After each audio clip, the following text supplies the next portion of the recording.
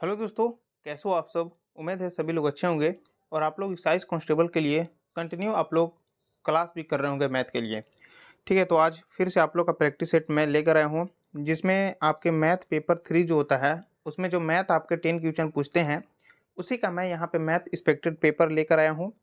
ठीक है, जो आप लोग का 2019 में पेपर हुआ था उसी का जस्ट मैं मैथ का एक्सपेक्टेड पेपर लेकर आए हैं। ठीक है, ये प्रैक्टिस सेट नंबर आपके 5 होने वाले हैं। अगर आप इससे पहले वाले प्रैक्टिस सेट को नहीं देखे हैं तो आप लोग उसे जरूर देख लीजिएगा, क्योंकि प्रैक्टिस सेट में मैं जितना भी क्वेश्चन करा रहा हूँ आपके एग्जाम ओरिएंटेड है। ठीक है, और पेपर के अनुसार ही क्वेश्चन को कराया जा रहा है। ठीक है, तो चलिए फिर मैं वीडियो को स्टार्ट करते हैं। अगर आप लोग चैनल पर नए होंगे तो चैनल को जरूर सब्सक्राइब कर लीजिएगा। ठीक है, ताकि आप लोग को इस क्लास के नोटिफिकेशन आपके समय समय पे मिलेंगे। आपकी जो क्लास चलता है वह आपके सुबह में 10 बजे चलते हैं। ठीक है, और अगर आप लोगों को क्लास का पीडीएफ चाहिए तो डिस्क्रिप्शन बॉक्स में लिंक है, आप टेलीग्राम चैनल ज्वाइन कर सकते हो। ठीक है, तो इस प्रैक्टिस सेट में मैं आप लोग को JSSC CGL का जो अभी एग्ज़ाम हुआ है 21 सितंबर और आपके 22 सितंबर का, तो उसका मैं कुछ ट्यूशन कराने वाला हूँ। ठीक है, क्योंकि JSSC CGL जो होता है वह ग्रेजुएट लेवल पे होता है, फॉर्म भर सकते हो, तो उसका थोड़ा सिलेबस अलग रहता है और आप लोग का उत्पाद सिपाही का सिलेबस कुछ अलग है। तो जो भी क्वेश्चन वहाँ पे 20 क्वेश्चन मैथ का पूछा जाता है, तो उसमें से जो आपका सिलेबस के अनुसार है उस क्वेश्चन को मैं आज कराने वाला हूँ। चलिए फिर मैं वीडियो को स्टार्ट करते हैं। आपके फर्स्ट नंबर क्वेश्चन है, ये आपका JSSC CGL 21 सितंबर में आया हुआ क्वेश्चन है, जो आपके सिलेबस के अकॉर्डिंग है उसी क्वेश्चन को करा रहा हूँ। यहाँ पे है कि निम्नलिखित में से कौन से या फिर कौन सा कथन सत्य है, ये आप लोग से पूछा हुआ है। फर्स्ट यहाँ पे आपका कथन जो है 33 के पावर क्या है 3 है, ये बड़ा यहाँ पे बताया गया है कि 3 के पावर 33 के बड़ा है। तो कैसे आप इसको बनाइएगा, तो यहाँ पे ये चीज़ सत्य है या फिर नहीं सत्य है ये पूछा हुआ है। तो देखिए यहाँ पे पावर 3 है, इसको भी आप पावर 3 कर सकते हो। तो 3 के पावर अगर मान लीजिए 11 करके और इसमें इसके होल के पावर अगर क्यूब करेंगे तो यहाँ पे मैं आपको फार्मूला भी बताया था कि a के पावर m के पावर जब n रहता है तो इसे हम लोग मल्टीप्लाई कर देते हैं, पावर मल्टीप्लाई हो जाते हैं। तो हम इस चीज़ को ये चीज़ तो लिख सकते हैं, यहाँ पे आपके 33 के पावर क्या हो गया 3 हो गया ग्रेटर देन, और ये आपका 3 के पावर 11 के होल के पावर क्या है 3 है। तो यहाँ भी 3 है पावर, यहाँ भी 3 है, इसका मतलब ये तो सिर्फ 33 रह गया। अब यहाँ पे 3 के पावर 11 रह गया। ठीक है, तो 3 के पावर 11 ऐसे भी 33 से ज़्यादा ही होगा। तो इसको ग्रेटर देन को इस टाइप के होना चाहिए सिंबल। ठीक है, लेस देन में होना चाहिए, तब ये आपका करेक्ट होता। तो ये तो बड़ा है नहीं, तो इस टाइप से यहाँ पे आपका फर्स्ट गलत है। सेकंड मैं यहाँ पे क्लियर करता हूँ। सेकंड आप देखोगे तो यहाँ पे आपका 333 है, बताया जा रहा है कि ये बड़ा है आपके 3 के पावर क्यूब के होल के पावर क्या है 3 है। तो यहाँ पे मैं फार्मूला बताया कि a के पावर m के होल के पावर n है, तो आपका पावर मल्टीप्लाई हो जाते हैं, m इंटू का n हो जाएंगे। क्लियर है, तो यहाँ पे ये चीज़ को हम क्या लिख सकते हैं, तो यहाँ पे आप जो लिखोगे 3 के पावर क्या हो गया 9। अब यहाँ पे आपका 333 ले बड़ा बताया जा रहा है, 3 के पावर 9 क्या बड़ा है, तो इसको आपको 3 के पावर 9 ऐसे भी आप निकालोगे तो 333 से ज़्यादा ही होना चाहिए। मतलब कि यहाँ पे 333 छोटा होगा और बड़ा आपका 3 के पावर 9 होता। ठीक है, लेकिन यहाँ पे इस चीज़ को नहीं दिया गया, तो ये भी निष्कर्ष आपका गलत है। इसका मतलब ऑप्शन आपके डी करेक्ट है, न तो 1 और न ही 2 होगा। ठीक है, तो ऐसे भी 3 के पावर अगर मान लीजिए कि 9 है तो 3 आप 9 बार लिखिए। ठीक है, तो मैं अगर 5 6 लिखूंगा तभी पता चलेगा कि कितना होने की संभावना है। 3 तिहाई 9 हो गया, 9 तिहाई 27, 27 तिहाई 81, 81 तिहाई आप जब करोगे तो 81 तिहाई करोगे तो यहाँ 3 हो गया, आत्र की 24, तो 243 तो ऐसा ही हो रहा है। तो फिक्स है कि फिर 3 का मल्टीप्लाई करेंगे तो ये है आपका 333 से ज़्यादा चला जाएगा। तो निष्कर्ष यहाँ पे जो है दोनों गलत है। चलिए, उम्मीद है आप लोगों को क्वेश्चन समझ में आए होंगे। अगला मैं क्वेश्चन को चलता हूँ। अगला आपका 2 नंबर क्वेश्चन है, एक सप्ताह, एक दिन, एक घंटे, एक मिनट और एक सेकंड में कुल कितने सेकंड हैं। देखिए क्वेश्चन पूछा है कि जितना भी है इसको सेकंड में आपको कन्वर्ट करना है और सभी को जोड़ देना भी है। तो यहाँ पे एक सप्ताह है, तो मान लीजिए 1 हो गया, सप्ताह में 7 दिन होता है, इसको घंटा में चेंज कीजिए तो 24 से मल्टीप्लाई होगा, उसके बाद आप 3600 का मल्टीप्लाई करिएगा तब जाके ये पूरा सेकंड में बन गया। ठीक है, तो ये घंटा में हुआ तो यहाँ पे हम 60 का मल्टीप्लाई करते तो ये आपका मिनट में होता, फिर 60 का मल्टीप्लाई करते तो यहाँ पे आपका सेकेंड होता। तो इसी चीज़ को यहाँ पे मैं दोनों को मल्टीप्लाई किया तो यहाँ पे 3600 का मल्टीप्लाई यहाँ पे मैं किया हूँ। क्लियर यहाँ तक। अब यहाँ पे आप देखोगे तो ये तो आपका 1 सप्ताह का हो गया। अब x दिन का मान लो होगा तो x दिन यहाँ पे है तो x दिन का कैसे होगा, तो x हो गया, दिन में कितना होता है 24 घंटा होता है, इसमें आपका फिर मिनट में करोगे तब सेकंड में, इसका मतलब यहाँ भी आपका 3600 होने वाला है। ठीक है, अब x फिर आपका x घंटा है तो x लिख दिया, घंटा में है तो आएगा 3600। ठीक है, फिर यहाँ पे बोला हुआ है x मिनट। अब यहाँ पे आपका x मिनट है तो ऑलरेडी ये मिनट में है तो यहाँ पे आपका 60 का मल्टीप्लाई कर देंगे तो ये सेकंड में आ जाएंगे, और यहाँ पे 1 सेकंड है तो ये तो 1 सेकंड हो ही गया। अब इसको आपको ऐड करनी है तो आप यहाँ पे देखोगे कि इसमें मल्टीप्लाई करिएगा तो लास्ट का डबल जीरो आएगा, इसमें भी मल्टीप्लाई कीजिएगा तो लास्ट का डबल जीरो आएगा, इसमें भी आपका डबल जीरो है। ठीक है, तो इसमें जब ऐड होगा तो यहाँ पे आपका ये तो 1 इधर वाला आएगा तो यहाँ 1 हो गया, और यहाँ पे 6, इतना तो फिक्स है कि लास्ट का जो डिजिट आएगा वह आपका 16 आएंगे। ठीक है, तो इस टाइप से आप देख सकते हो। तो ऑप्शन आप देखिएगा तो यहाँ पे आपके डी क्या है, करेक्ट है, आपके 69486 आ जाएगा, जो ऑप्शन आपके डी क्या है, करेक्ट है। उम्मीद है क्वेश्चन समझ में आए होंगे। तो इसको आप ऐड भी कर सकते हो। ठीक है, एक्स आप एक साइड रख दो और बाकी जो है इसको मल्टीप्लाई कीजिए, फिर इसको और बाकी जोड़ दीजिए, तो ऐसे भी आप निकाल सकते हैं। लेकिन उम्मीद है ये भी क्वेश्चन आप लोग को समझ में आए होंगे।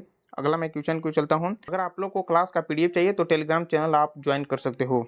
3 नंबर क्वेश्चन है, बोला कि एक बल्लेबाज की 12 पारियों के लिए रनों की एक निश्चित औसत 13वीं पारी में वह 96 रन बनाता है, जिससे कि उसका औसत जो है 5 रन बढ़ जाता है। 13वीं पारी के बाद उसका औसत क्या होगा? ये एसएससी सीजीएल में आया हुआ क्वेश्चन है। कैसे इसको बनाइएगा, तो देखिए सबसे पहले आपको यहाँ पे समझना होगा कि मान लीजिए कि 12 पारियों के लिए सबसे पहले फार्मूला समझिए कि औसत बराबर फार्मूला होता है अंकों का योग बटा अंकों की संख्या होता है। ये तो बात क्लियर है। अगर हम इसका योग निकालेंगे तो औसत में हमें जितना मतलब कि बल्लेबाज है उसका मल्टीप्लाई हमें करना होगा, तो यहाँ पे अंकों का योग आएगा। ठीक है, तो एक बल्लेबाज की 12वीं पारी के लिए रनों की एक निश्चित औसत जो है, मान लेते हैं कुछ भी है, मान लेते हैं x है, तो इसमें अगर मैं 12 का मल्टीप्लाई कर दिया तो ये आपका जो रनों का योग आ जाएगा यहाँ पे। ठीक है, और बोल रहा है कि 13वीं पारी में वह 96 रन बनाता है। 13वीं पारी में वह 96 रन बनाता है, जिससे कि उसका औसत 5 बढ़ जाता है। 13वीं पारी में वह 96 रन बनाता है, तो 13वीं पारी में जब 96 रन बनाएगा तो क्या होता है कि जिससे कि उसका औसत 5 बढ़ जाता है। तो औसत को मैं x माना हूँ तो इसमें 5 ऐड हमें करना होगा, तो 5 ऐड करने के बाद 13वीं पारी में इसको जब घटा देंगे तो जो 13वां पारी आ जाएगा वह 96 रन बनाता है। अब आपको इसको सॉल्व करना है। क्वेश्चन पूछा है कि 13वीं पारी के बाद उसका औसत क्या होगा, आराम से निकाल सकते हो। इसमें आप 13 का मल्टीप्लाई कीजिए तो ये आपका 13x हो गया, प्लस का 13 पचे 65 हो गया, माइनस का यहाँ पे 12x हो गया, बराबर यहाँ पे आपका हो जाएगा 96। अब यहाँ पे x हो गया, 65 कोने दीजिए तो 96 माइनस का 65 हो जाएगा, घटाओगे तो यहाँ पे आपका कितना हो जाएगा, 31 हो जाएगा। लेकिन 31 इसका आंसर नहीं है, क्योंकि ये आपका 12वीं पारी का जो एवरेज है वह 31 है। ठीक है, लेकिन यहाँ पे 13वीं पारी का पूछा हुआ है ना आपसे, तो यहाँ पे हमें 5 जोड़ना होगा, तो यहाँ पे 31 में 5 जुड़िएगा तो यहाँ पे 36 हो जाएंगे, जो ऑप्शन बी क्या है, करेक्ट है। तो उम्मीद है ये भी क्वेश्चन आप लोग को आसानी तरीके से समझ में आया होगा। अगला क्वेश्चन आपका आने वाला है। अगला आप लोग का 4 नंबर क्वेश्चन है। ये जो है मैं एक्सपेक्टेड पेपर के अनुसार बनाया हूँ क्वेश्चन का। अभी जो मैं 3 क्वेश्चन कराया वह जेएसएससी सीजीएल में आया हुआ क्वेश्चन था, तो उसको मैं करा दिया क्योंकि वे आपके सिलेबस के अकॉर्डिंग था। ठीक है, अगला आपका है कि 6317 के पावर जो है 754 में इकाई अंक क्या होगा। इकाई अंक के क्वेश्चन आता है एग्जाम में। तो देखिए मैं आपको बताया था, अगला भी मैं प्रैक्टिस सेट में कराया था तो उसमें भी बताया था कि जो पावर है जैसे 754 है तो इसको 4 से भाग कीजिए, जो रिमाइंडर आया वही इकाई अंक सिर्फ निकालने का ये तरीका है। तो यहाँ पे आप भाग करोगे तो 4 में भाग करोगे 754 का, तो यहाँ से आप 1 से करिएगा तो ये 4 हो गया, यहाँ कितना बचा 3, ये 5 हो गया। अब 8 चौके कितना हो गया 32, तो यहाँ कितना आ गया आपका 3 आ गया, फिर 4 आ गया, इसका मतलब 8 चौके फिर 32, तो यहाँ पे 32 हो गया, इसका मतलब रिमाइंडर कितना है 2, इसका मतलब कि इसके पावर कितना है 2। तो यहाँ पे 6317 के पावर कितना हो गया आपका 2, मतलब कि 4 से भाग देने के बाद जो रिमाइंडर बचा उसके पावर में चले जाते हैं, जो रिमाइंडर बचता है। तो यहाँ पे हमें इकाई अंक चाहिए, तभी ये नियम को आप अप्लाई कर सकते हो। 7 का स्क्वायर करिएगा 749, इसका लास्ट का यूनिट डिजिट क्या है 9 है, जो ऑप्शन आप देखिएगा तो बी क्या है, करेक्ट है। उम्मीद है ये भी आप लोग को क्वेश्चन समझ में आए होंगे। अगला मैं क्वेश्चन क्यों चलता हूँ।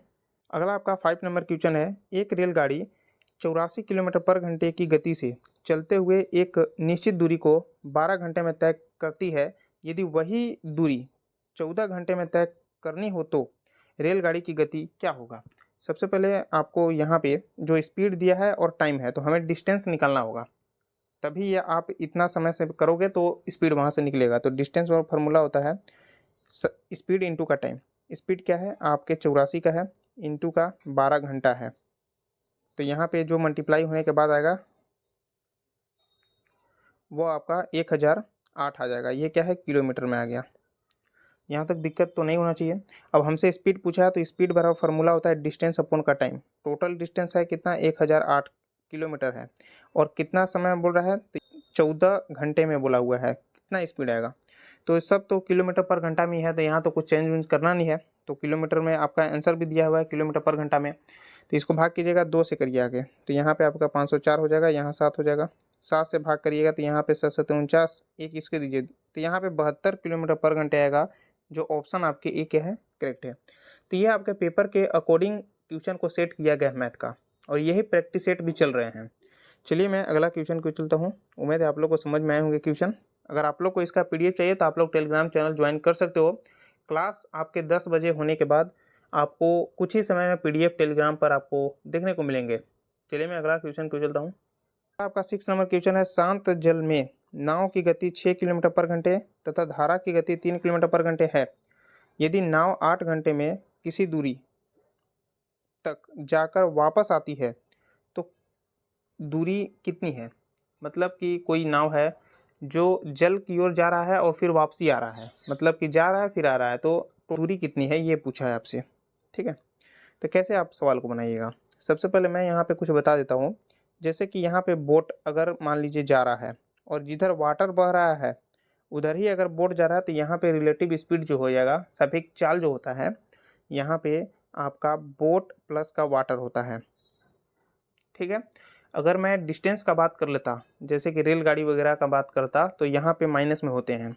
और मान लो जिधर बोट जा रहा है उसके जस्ट अपोजिट में वाटर आ रहा है, तो यहाँ पे आपका बोट माइनस वाटर होता है सापेक्ष चाल। ये आप लोग समझ लीजिएगा, क्योंकि स्पीड में, रिलेटिव स्पीड में ऐसा होता है। अब आइए क्वेश्चन क्या बोल रहा है। अब यहाँ पे आपका नाव की चाल कितना दे दिया है, तो नाव यहाँ पे मतलब कि बोट 6 किलोमीटर पर घंटे की स्पीड से ये चल रहा है। और यहाँ पे आपका जो है धारा मतलब कि गति, धारा की गति, इसका मतलब ये कि धारा मतलब कि पानी, पानी का स्पीड, वाटर का स्पीड 3 किलोमीटर पर घंटा है। यहाँ तक ठीक है। और 8 घंटे में किसी दूरी जाकर वापसी भी आ रहा है ना, तो यहाँ पे हमसे डिस्टेंस पूछा है, तो यहाँ पे आपके कुल समय दे दिया है वह 8 घंटा दिया है, क्योंकि 8 घंटा में ये जा भी रहा है फिर आ भी रहा है। तो टाइम बराबर फार्मूला होता है डिस्टेंस अपॉन का स्पीड। तो मान लेते हैं कि डिस्टेंस तो हमें निकालना है, तो उसे x मान लेते हैं। ठीक है, ऊपर डिस्टेंस x हो गया। अब मान लेते हैं कि एक बार वह बोट जो है वाटर की ओर जा रहा होगा। ठीक है, मतलब एक बार ये होगा कि जिधर पानी बह रहा होगा उधर बोट बह रहा होगा, तो वहाँ पे स्पीड क्या हो जाएगा, यहाँ पे आपके बोट प्लस का क्या हो जाएगा, वाटर हो जाएंगे प्लस, और डिस्टेंस तो सेम है, ऊपर भी डिस्टेंस हो गया, और यहाँ पे बोट माइनस वाटर हो गया। क्योंकि एक बार ये हो सकता है कि जिधर बोट बह रहा है उधर पानी नहीं बह रहा होगा, विपरीत में होगा, तो यहाँ पे आपका बोट माइनस वाटर हो गया। टोटल टाइम यहाँ पे 8 घंटा का है। अब यहाँ पे आपका स्पीड दिया है, तो x बटा 6 और 3 कितना हो गया, 9 प्लस का x बटा बोट 6 माइनस 3 करेंगे तो यहाँ पे आपका 3 हो जाएगा, बराबर 8 हो गया। 9 एलसीएम ले लीजिए, तो यहाँ पे आपका x प्लस का यहाँ पे 3x हो गया, यहाँ पे आपका 8 हो गया, तो यहाँ पे आ जाएगा 4x बराबर 9 8 72। तो यहाँ पे x का जो वैल्यू आया वह कितना आ गया आपका, तो यहाँ पे आपका 18 आ गया। इसका मतलब कि 18 किलोमीटर है। कितनी है दूरी, 18 किलोमीटर, जो ऑप्शन बी के है करेक्ट है। तो उम्मीद है आप लोग को ये भी क्वेश्चन समझ में आए होंगे। ये आपका नाव तथा धारा से क्वेश्चन पूछा जा सकता है। चलिए मैं अगला क्वेश्चन क्यों चलता हूँ। 7 नंबर क्वेश्चन है, 35,000 रुपये की एक राशि को चक्रवृद्धि ब्याज वाली एक योजना में निवेश किया गया। ठीक है, यदि ब्याज दर 20% प्रति वर्ष है तो 2 वर्ष के बाद मिश्रधन प्राप्त होगा। मिश्रधन का मतलब होता है अमाउंट, और अमाउंट क्या होता है, जिसमें कि आप जितना जमा किए प्रिंसिपल प्लस का आप साधारण ब्याज या फिर चक्रवृद्धि ब्याज ऐड करना होगा। तो यहाँ तो चक्रवृद्धि ब्याज है, मतलब कि कंपाउंड इंटरेस्ट यहाँ पे ऐड करना होगा, यही इसका अमाउंट हुआ। ठीक है, मतलब मिश्रण हुआ, तो वही हमें यहाँ पे ज्ञात करनी है। तो इसका मैं क्वेश्चन भी बताया था चक्रवृद्धि ब्याज कैसे होता है। तो चक्रवृद्धि ब्याज को बता दूं कि जो आपका फर्स्ट साल उस पर ब्याज लगा, फिर उसके बाद दूसरा साल जो है फर्स्ट साल जो ब्याज लगा उसका भी ब्याज लगेगा। मतलब कि बोला जाए तो ब्याज पर ब्याज लगता है आपके कंपाउंड इंटरेस्ट में। तो यहाँ पे आपका 35,000 हो गया, ठीक है। इस पे फर्स्ट साल अगर ब्याज लगाओगे कितना का 12% पे, तो यहाँ पे आप कर सकते हो कैलकुलेशन। 35,000 इंटू का 12% निकालोगे तो यहाँ पे आपका 7,000 आएगा करीब, ठीक है। तो ये फर्स्ट साल का ब्याज हुआ। ये क्या हो गया आपका फर्स्ट ईयर का ब्याज हुआ, फर्स्ट ईयर का क्या हुआ इंटरेस्ट हुआ, ठीक है। सेकेंड साल आप जब जाओगे तो फिर आपका 35,000 पर तो ब्याज लगेगा, ठीक है। तो यहाँ पे 12% पर लगेगा, तो यहाँ पे आपका फिर 7,000 हो जाएगा। लेकिन एक बात यहाँ पे समझनी है कि जो फर्स्ट साल ब्याज आया 7,000 उस पर भी ब्याज लगेगा 12% का। तो यहाँ जब 12% का ब्याज लगेगा तो 7,000 का जब 12% आप निकालोगे तो यहाँ पे आपका 1,400 हो जाएगा। तो यहाँ पे आप देखें कि ये जो आपको देखने को मिला यही आपका क्या है कंपाउंड इंटरेस्ट है। तो इसको ऐड कीजिएगा तो आपका 7 7 दूना 14 मतलब 14,000 और 1,400 को ऐड कीजिएगा तो यहाँ पे आपके 15,400 आ जाएंगे। तो प्रिंसिपल आपका कितना पैसा जमा किए थे आप 35,000 रुपये किए थे, प्लस का आपका CI कितना है तो यहाँ पे आपका 15,400 आया। इसको ऐड कर दीजिएगा तो यहाँ पे आपका 50,400 रुपया हो गया टोटल। यही पूछा था आपसे, जो ऑप्शन आप देखिएगा तो यहाँ पे बी क्या है करेक्ट है। उम्मीद है ये भी क्वेश्चन आप लोग को आसानी तरीके से समझ में आए होंगे, ठीक है। चलिए मैं अगला क्वेश्चन क्यों चलता हूँ। ये जो आपका मैथ का क्वेश्चन सेट किया जा रहा है ये 2019 में जो आपका पेपर हुआ था, ठीक है। तो उसी का यहाँ पे मैं एक्सपेक्टेड पेपर बनाया हूँ, ठीक है। उसी का अकॉर्डिंग ये बताया जा रहा है और सिलेबस के अनुसार ही है। चलिए अगला मैं क्वेश्चन को चलता हूँ।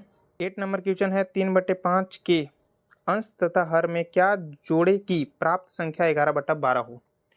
यहाँ पे आपको समझना होगा कि ये क्या होता है, ये अंश होता है और ये क्या होता है हर होता है। ये तो आप लोग जान ही रहे होंगे। तो ये हो गया आपका अंश हो गया, ठीक है, और ये आपका हो गया हर। ये चीज़ तो आप लोग जान ही रहे होंगे। तो यहाँ पे आपका 3/4 में क्या जोड़ी जानी चाहिए। तो मान लेते हैं कि x अंश में और x आपके हर में जोड़ी जाने पे क्या होनी चाहिए 11/12 होना चाहिए। तो कुछ नहीं करना है, 12 का मल्टीप्लाई इसमें कर दीजिएगा तो 12 ब्रैकेट 3 प्लस x बराबर आ गया आपका 11 ब्रैकेट 4 प्लस का x। यहाँ तक तो डाउट नहीं है। अब इसमें सिर्फ मल्टीप्लाई कर देना है और क्या करना है, यहाँ पे करोगे तो 12 दूना 24 बात ये 36, तो यहाँ पे 36 हो जाएगा। प्लस का यहाँ पे आपका 12x बराबर का यहाँ पे 11 चौके 44, ठीक है। तो यहाँ पे आपका हो जाएगा 44 प्लस का क्या हो जाएगा 11x हो जाएगा। अब आप क्या कीजिए कि 11x को इधर लाओगे तो यहाँ पे हो जाएगा 12x माइनस का 11x बराबर जो आया आपका वह 44 माइनस का यहाँ पे 36 आ गया। तो यहाँ तो x हो गया बराबर, इसको घटाओगे तो यहाँ पे 8 हो गया। इसका मतलब कि 8 जुड़िएगा अंश और हर में तो ऐसा हो जाएगा कि 11/12 प्राप्त हो जाएंगे। चलिए उम्मीद है ये भी क्वेश्चन आप लोग को समझ में आए होंगे। ऑप्शन आपके डी क्या है करेक्ट है। अगला क्वेश्चन मैं देखता हूँ।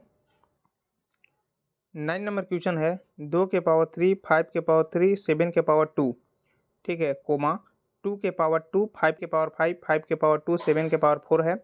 फिर कोमा है आपसे 2 के पावर 3 और 3 के पावर 2 5 के पावर कुछ नहीं है मतलब 1 है और 7 के पावर क्या है 3 है। आपसे क्वेश्चन पूछा है कि इसका एचसीएफ क्या होगा। एचसीएफ क्या होता है कि जो भी आपका दिया हुआ है इसमें सभी नंबर कॉमन होना चाहिए, उसी को हम एचसीएफ कहेंगे, ठीक है। तो यहाँ पे आप देख पाओगे तो एचसीएफ बराबर आप देखिएगा तो क्या क्या कॉमन है। 2 के पावर 3 है, यहाँ 2 के पावर 2 है, यहाँ भी 2 के पावर 3 है। तो यहाँ पे तो आपका 2 के पावर 2 कॉमन हो जाएगा, क्लियर है। फिर उसके बाद 5 के पावर 3 है और यहाँ 5 के पावर 2 है और यहाँ 5 है, तो सिर्फ यहाँ पे 5 ही कॉमन होगा क्योंकि यहाँ पे मल्टीप्लाई हो जाएगा। 7 के पावर 2 है, 7 के पावर 4 है, 7 के पावर 3 है, तो यहाँ पे 7 के पावर 2 कॉमन होगा। फिर आप यहाँ पे देख पाओगे तो यहाँ पे 3 के पावर 5 है, यहाँ 3 के पावर 2 है, लेकिन इसमें 3 है नहीं, तो यहाँ नहीं होगा, ठीक है, क्योंकि एचसीएफ बोलता है कि इसमें भी कॉमन होना चाहिए, इसमें भी और इसमें भी कॉमन होना चाहिए। तो इसी का मल्टीप्लाई सिर्फ करना है और क्या, क्वेश्चन आपका आसान हो गया।